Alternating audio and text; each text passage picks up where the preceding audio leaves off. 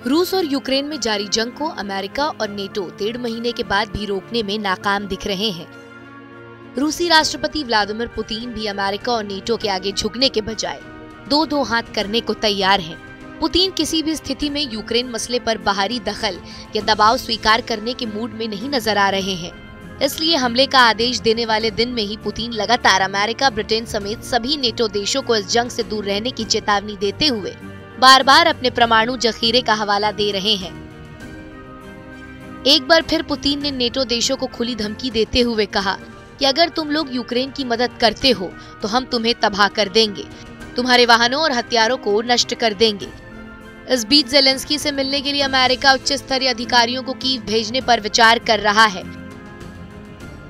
दूसरी ओर रूस और यूक्रेन में जारी युद्ध के बीच मॉस्को से भारत को रक्षा आपूर्ति जारी है। भारतीय सुरक्षा बलों को हाल ही में ओवरहॉल्ड एयरक्राफ्ट, इंजन और उपकरणों की एक खेप मिली है।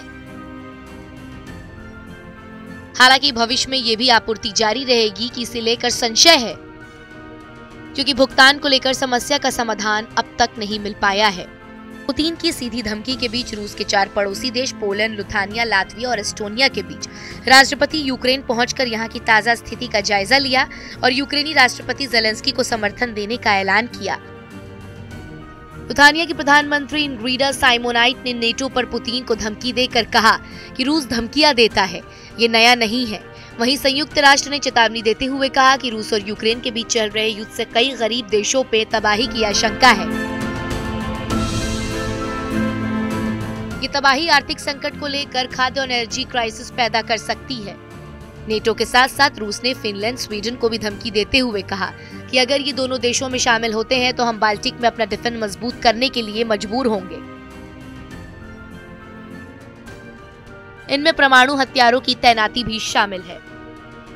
यूक्रेन पर रूसी हमलों को रोकने के लिए अमेरिका, नेटो और यूरोपीय संघ के देश रूस पुतिन को रोकने के लिए तरह तरह के प्रतिबंध लगा रहे हैं। इसी कड़ी में ऑस्ट्रेलियाई सरकार ने रूस के लिए सामरिक और आर्थिक महत्व के 14 रूसी राज्य के मालिकाना हक वाले उद्यमों में लक्षित वित्तीय प्रतिबंध लगाए हैं।